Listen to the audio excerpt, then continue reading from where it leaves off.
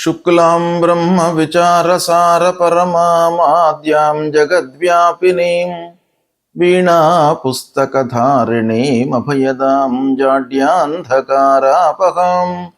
హస్తే స్ఫాటికమాలికాం విదదతీం పద్మాసనే సంస్థితాం వందే తాం పరమేశ్వరీం భగవతీం బుద్ధిప్రదాం శారదాం.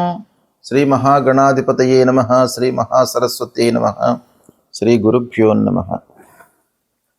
ఈ సంవత్సరము 3 మార్చి 2026 రోజున చంద్రగ్రహణం సంభవిస్తుంది.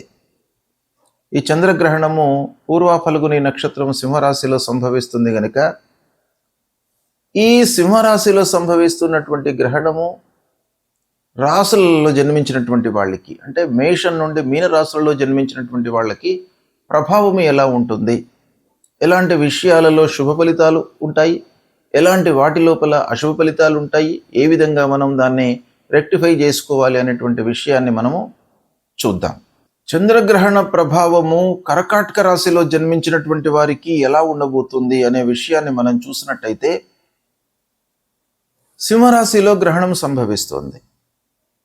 కర్కాటక రాశి జాతకులకు 2వ స్థానం అవుతుంది. అంటే 2వ స్థానంలో గ్రహణం సంభవించడము గ్రహణ గోచారం ప్రకారంగా మధ్యస్థము, అంటే మధ్యమైనటువంటి ఫలితాలను ఇవ్వబోతుంది. అయితే ఇక్కడ మనం ప్రధానంగా ఆలోచించవలసినటువంటి విషయం ఏంటంటే, కర్కాటక రాశి అధిపతి చంద్రుడు. చంద్రగ్రహణము 2వ స్థానంలో సంభవిస్తుంది. కాబట్టి చంద్రుడు మనస్సుపై ప్రభావాన్ని చూపించేటువంటి గ్రహము, మనస్సుకు కారకుడు అన్నమాట. మనస్సే చంచలమైనటువంటిది.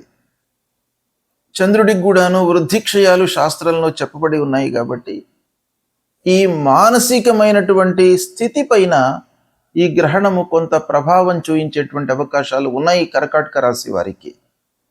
అంటే మానసికమైనటువంటి ఒత్తిడి, అంటే వర్క్ లోడ్ పెరగడము, ఉద్యోగస్తులకు ఉద్యోగం చేస్తున్నటువంటి ప్లేస్లో కానివ్వండి, వ్యాపారస్తులకు వ్యాపార విషయంలో కానివ్వండి, కళాకారులకు, వీళ్ళందరికీ కూడాను వాళ్ళు చేస్తూ ఉన్నటువంటి పనుల లోపల ఒత్తిడి పెరిగేటువంటి అవకాశాలు ఈ గ్రహణం మూలకంగా కనబడుతున్నాయి. ఎన్ని రోజుల వరకు ఈ గ్రహణం యొక్క ప్రభావం ఉంటుంది అనంటే, దాదాపు ఒక 1 నెల రోజుల పాటు ఈ గ్రహణం యొక్క ప్రభావం ఉంటుంది. ఇక ఈ మానసికమైనటువంటి ఒత్తిడి మూలకంగా శరీరం పైన కూడాను మనకు కొంత ఇబ్బంది కలుగుతుంది. అయితే ఆరోగ్యం పట్ల కూడాను మీరు శ్రద్ధ వహించాలి. ఇకపోతే తొందరగా రియాక్ట్ అయ్యేటువంటి మనస్తత్వాన్ని కొంత మీరు ఈ నెల 15 రోజులు తగ్గించుకోవాలి. అంటే ప్రతి విషయానికి కూడాను మనం తొందరగా రియాక్ట్ అయ్యి భావోద్రేకానికి గురైనట్టయితే మనకు ప్రాబ్లం అనేది సాల్వ్ కాదు. ప్రాబ్లం గురించి, సమస్య గురించి మనము ఆలోచించి నిర్ణయాలు తీసుకోవాలి. కాబట్టి కొన్ని సమస్యలకు తొందరగా రియాక్ట్ కావడం మూలకంగా అది సాల్వ్ అవుతుంది. కొన్నిటికి స్తబ్దంగా ఉండడం మూలకంగానే అది మనకు సాల్వ్ అవుతుంది. కాబట్టి అది ఎలాంటి సమస్య అనేటువంటిది మీరు బాగా ఆలోచించి నిర్ణయాలు తీసుకోవాలి. ఈ గ్రహణం మూలకంగా మీకేంటంటే భావోద్వేగం అనేటువంటిది ఎక్కువగా కలిగేటువంటి అవకాశాలు ఉన్నాయి.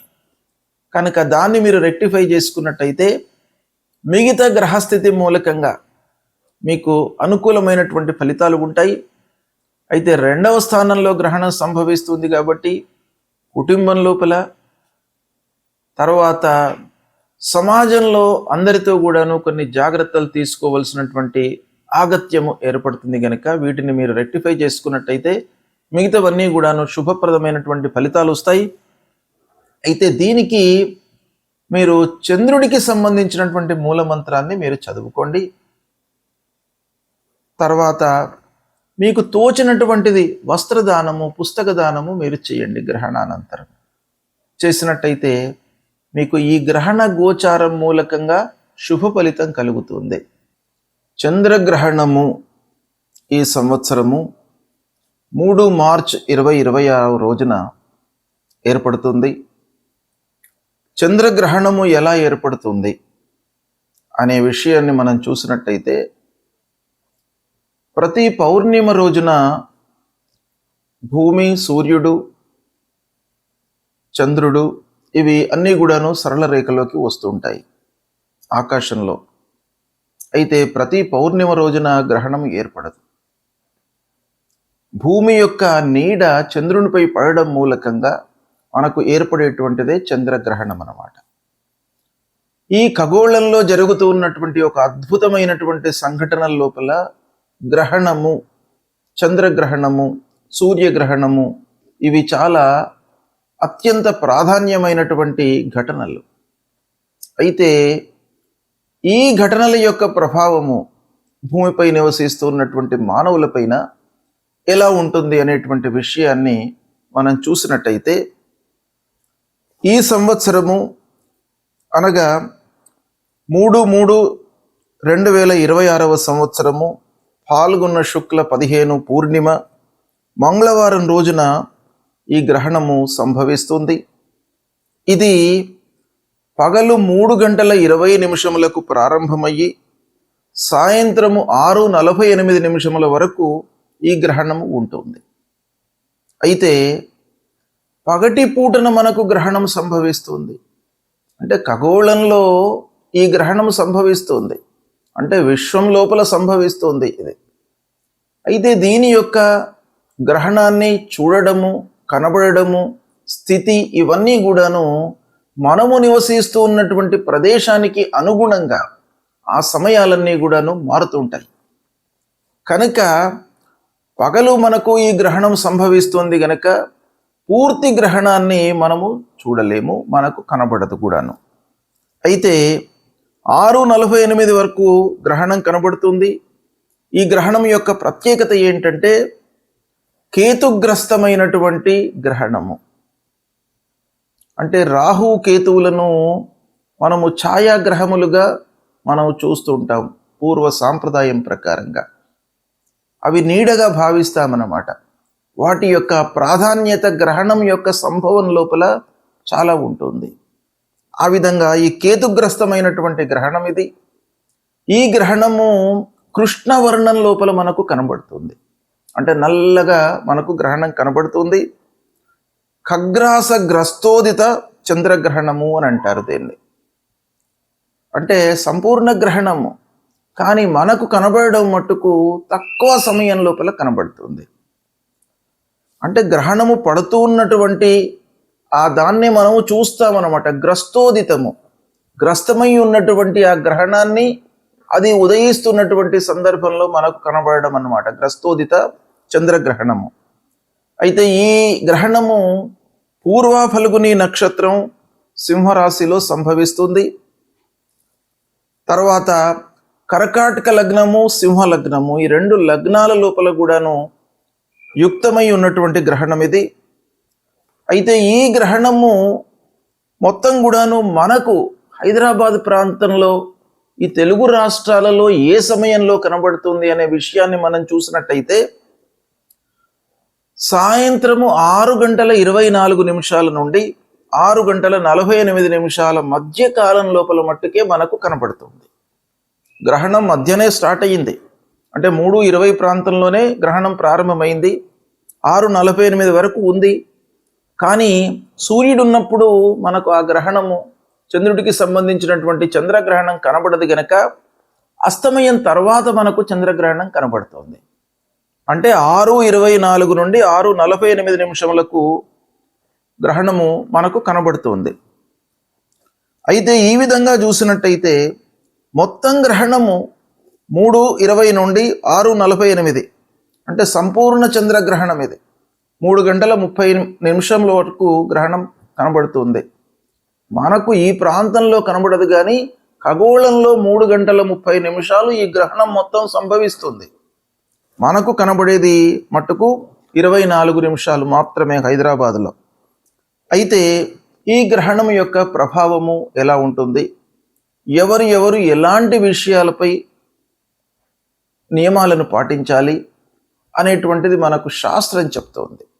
మన హిందూ ధర్మంలో గ్రహణానికి అత్యంత ప్రాధాన్యత ఉంది. అంటే గ్రహణ నియమాలను పాటించాలి. గ్రహణ సమయంలో పునశ్చరణ చేసుకోవాలి. అంటే గురూపదేశమైనటువంటి మంత్రాలు మనము ఈ గ్రహణ సమయంలో మనము ఉచ్చరించినట్టయితే, జపాలు చేసినట్టయితే అది ద్విగుణీకృతమైనటువంటి ఫలితం వస్తుంది. అంటే ఆ మంత్రము ఆ సమయం లోపల మలినమవుతుంది కనుక దాన్ని మనం ఏం చేయాలి? పునశ్చరణ చేసుకోవాలి. అంటే ఆ సమయం లోపల మళ్ళీ దాన్ని ఒక మహిమాన్వితమైనటువంటి ఆ మంత్రంగా మనము మళ్ళీ యథావిధిగా ఉంచుకోవడానికై ఆ గ్రహణంలో తప్పకుండా మనం చేసుకోవాలి అనేటువంటిది శాస్త్రం చెప్తోంది. అయితే ఈ గ్రహణ సమయంలో నిత్యాబ్దికములు, ప్రత్యాబ్దికములు, భోజనాది కార్యక్రమాలు ఎలా చేసుకోవాలి అనేటువంటి విషయాన్ని మనం చూసినట్టయితే ఈ గ్రహణము గ్రస్తోదయ చంద్రగ్రహణం. ఈ గ్రస్తోదయ చంద్రగ్రహణం లోపల యామ చతుష్టయం వేద అని మనకు శాస్త్రం చెప్తోంది. అంటే 4 యామాలు ఈ గ్రహణానికి వేదకాలం అన్నమాట. అంటే గ్రహణం కంటే ముందే ఈ వేద ప్రారంభం అవుతుంది. వేద ప్రారంభము అనంటే ఏంటి? వేద అనగానే ఒక వాతావరణం లోపల మనకు మార్పులు కనబడతాయి. కనుక ఆ వాతావరణంలో వస్తున్నటువంటి మార్పులకు అనుగుణంగా మన నిత్య నైమిత్తిక కార్యక్రమాలన్నీ కూడాను ముడిపడి ఉంటాయి కాబట్టి వాటిని వేదకాలంలో మనము ఆచరించకూడదు అనేటువంటిది శాస్త్రం చెప్తోంది. కనుక ఈ విధంగా చూసినట్టయితే ఉదయం 6:24 వేదకాలం ప్రారంభమవుతుంది. కనుక ఈ వేదకాలం ప్రారంభం కాగానే మిగతా కార్యక్రమాలన్నీ కూడాను మనము ఆపు చేసుకోవాలి. అంటే ఆ సమయం కంటే ముందే మనం అన్నీ కూడాను పూర్తి చేసుకోవాలి. ఇక గ్రహణానంతరము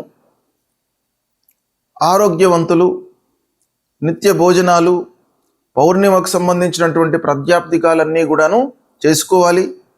ఇక వ్యాధితో ఇబ్బంది పడుతున్నటువంటి వాళ్ళు, వృద్ధులు, బాలలు వీళ్ళందరూ కూడాను మధ్యాహ్నం వరకు కూడాను భోజనాది కార్యక్రమాలు చేసుకోవచ్చును అనేటువంటిది శాస్త్రం చెప్తుంది. కనుక ఈ విధంగా ఈ గ్రహణం సంభవిస్తుంది. ఈ గ్రహణాన్ని దృష్టిలో పెట్టుకుని సాయంత్రం 6:24 నుండి 6:48 వరకే మనకు కనబడుతుంది. ఈ గ్రహణము దాదాపు అన్ని ప్రాంతముల లోపల కూడాను మనకు భారతదేశంలో కనబడుతుంది.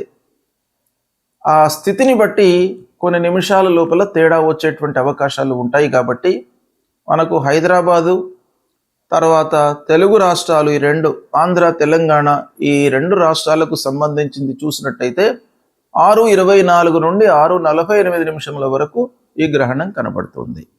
ఈ గ్రహణము పూర్వ ఫల్గుని నక్షత్రం సింహరాశిలో సంభవిస్తుంది.